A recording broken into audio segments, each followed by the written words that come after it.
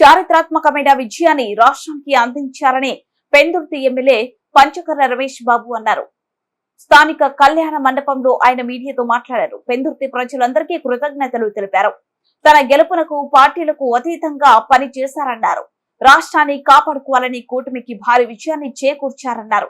పెందుర్తి ప్రజలు తనను ఆదరిస్తారని చెప్పడంతో జనసేన అధ్యక్షులు పవన్ కళ్యాణ్ నమ్మి టికెట్ ఇవ్వడం జరిగిందన్నారు. ఆ నమ్మకాన్ని పెందుర్తి ప్రజలు నిలబెట్టారన్నారు. తనపై ఇంకా మరింత బాధ్యత పెరిగిందన్నారు. దానికి అనుగుణంగానే ఇక్కడ ప్రజలు అందరి రుణం తీర్చుకుంటానని అన్నారు. లోకల్ నాన్ లోకల్ అని అన్నారని, కానీ పెందుర్తి గడ్డ పంచకర్ల అడ్డ అని తెలియజేశారు ఓటర్లు. ప్రజలు ఎప్పుడు తప్పు చేయరని ఇక్కడ ఓటుతో సమాధానం చెప్పారన్నారు. ఇక్కడ నన్ను ప్రోత్సహించిన తెలుగుదేశం పార్టీ చంద్రబాబు, బీజేపీ నాయకులకు కృతజ్ఞతలు తెలిపారు. చంద్రబాబు నాయుడు గారు, పవన్ కళ్యాణ్ గారు ముఖ్యమంత్రులు మంత్రులు అవడానికి మేమంతా కాదు. ఇది ఈ రాష్ట్రాన్ని కాపాడుకునే ఎలక్షన్ అని చెప్పాం. దాన్ని ప్రజలు విశ్వసించారు. ఎంత గొప్పగా విశ్వసించారు అంటే, భగవంతుడి స్క్రిప్ట్ అంటారు వారి భాషలో. ఆ స్క్రిప్ట్ ప్రజాభిమానం పొందితే ఎవరికైనా వర్తిస్తుంది, ప్రజా వ్యతిరేకత వస్తే ఎవరికైనా వర్తిస్తుంది అని చెప్పే స్క్రిప్ట్ అది. భగవంతుడి స్క్రిప్ట్ బాగా రాశాడు. భగవంతుడికి ధన్యవాదాలు తెలియజేస్తా ఉన్నా. ఎందుకంటే ఈ రాష్ట్రాన్ని, ఈ దేశాన్ని కాపాడుకోలేని పరిస్థితుల్లో మనందరం కూడా భగవంతుడి మీద భారం వేస్తాం. భగవంతుడా మమ్మల్ని మా ప్రాంతాన్ని రక్షించాలి. ఆ పరిస్థితులు ఈ రాష్ట్రానికి వచ్చిన నేపథ్యంలో జరిగిన ఎలక్షన్లు ముందుగానే ప్రజలకు ధన్యవాదాలు తెలియజేస్తా ఉన్నా మీడియా ద్వారా. ఎందుకంటే ఎప్పుడు నేను చెప్పేదే, ప్రజలు చాలా తెలివైన వాళ్ళు. 5 సంవత్సరాలకు ఒకసారి మేము ఎగ్జామ్ రాస్తాం. ఆ పేపర్లు దిద్దేది ప్రజలు. మమ్మల్ని పాస్ చేసినా ఫెయిల్ చేసినా ప్రజలు చేస్తారు, వాళ్ళు న్యాయ నిర్ణేతలు అని చెప్పి.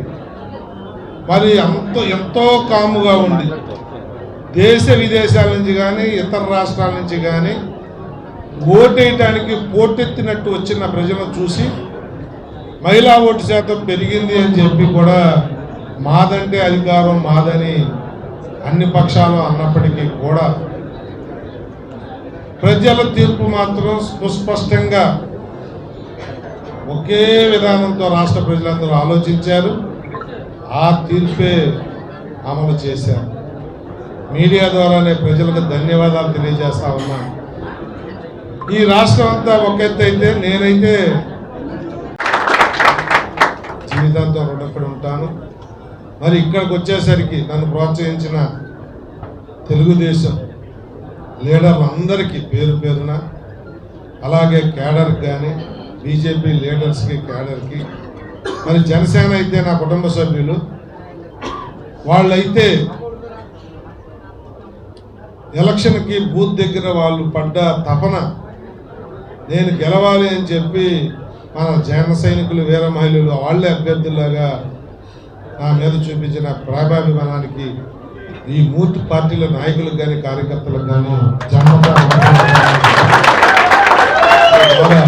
తెలియజేస్తూ ప్రజలు నా బాధ్యతను పెంచారు.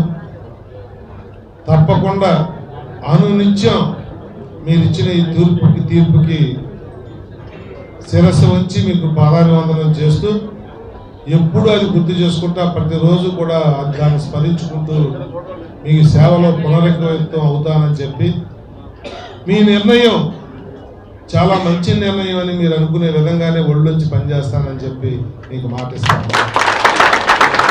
మరి ఇంత గొప్ప తీర్పు రాష్ట్రంలో ఇచ్చిన ప్రజలకి, రాష్ట్ర ప్రజలకు కానీ, మా జిల్లా ప్రజలకు కానీ, నాకు జిల్లా మీద కూడా బాధ్యత ఉంది, జిల్లా అధ్యక్షుడిగా. మా జిల్లా ప్రజలకు కానీ, మా నియోజకవర్గ ప్రజలకు కానీ, మరి ముఖ్యంగా ఇక్కడ టిక్కెట్కి వచ్చినప్పుడు చిన్న డిస్టర్బెన్స్ జరిగిన రాని వాళ్ళు వారి బాధ ఉంటుంది, దాన్ని తప్పని నేను చెప్పను. ఆ బాధతో కొన్ని రోజులు మేము ఇబ్బంది పడ్డప్పటికీ కూడా చాలామంది తెలుగుదేశం నాయకులు పార్టీ నిర్ణయమే మా నిర్ణయం అని చెప్పి ముందుకొచ్చి నన్ను ప్రోత్సహించిన ఇలాంటి నాయకులందరికీ కూడా పేరు ధన్యవాదాలు తెలియజేస్తూ, మరి ఎవరి బాధ్యతలు వాళ్ళు నిర్వర్తించారు. కార్పొరేటర్లు కానీ, సర్పంచులు, ఎంపీటీసీలు కానీ, మాజీ జడ్పీటీసీలు, మాజీ ఎంపీపీలు కానీ, ఇతర స్థానిక సంస్థల్లో పోటీ చేసిన గెలిచిన ఓడిన అభ్యర్థులు కానీ, తెలుగుదేశం, బీజేపీ, వైసీపీ పేరు కూడా ఎందుకు వచ్చిందంటే వైసీపీలో కూడా చాలామంది నాకే పనిచేశారు. ఎందుకంటే వ్యక్తిత్వం చూశారు తప్ప ఈ ఎలక్షన్లో పార్టీలు చూడలేదనడానికి నా మెజార్టీ ఒక కారణం. వారికి ఏ పార్టీలో ఉన్నా నాకు సహకరించి నన్ను ఆశీర్వదించిన వారికి కూడా పేరు పేరున నాకు సహకరించిన నాయకులకి, కార్యకర్తలకి, ఓటర్కి ధన్యవాదాలు తెలియజేస్తూ, జన్మతా మీకు నేను నా కుటుంబం రుణపడి ఉంటుందని చెప్పి తెలియజేస్తూ, అర్ధరాత్రి అవసరం వచ్చిన మళ్ళీ చెప్తున్న ఎలక్షన్లో చెప్పిన మాట, ఈ రోజు వరకు 2 సార్లు ఎమ్మెల్యే చేసినప్పుడు 3వ ఎమ్మెల్యే అయినా నా ఫోన్ పిఏలు ఎత్తటమో గన్మెన్లు ఎత్తటమో ఆ ప్రాక్టీస్ లేదు.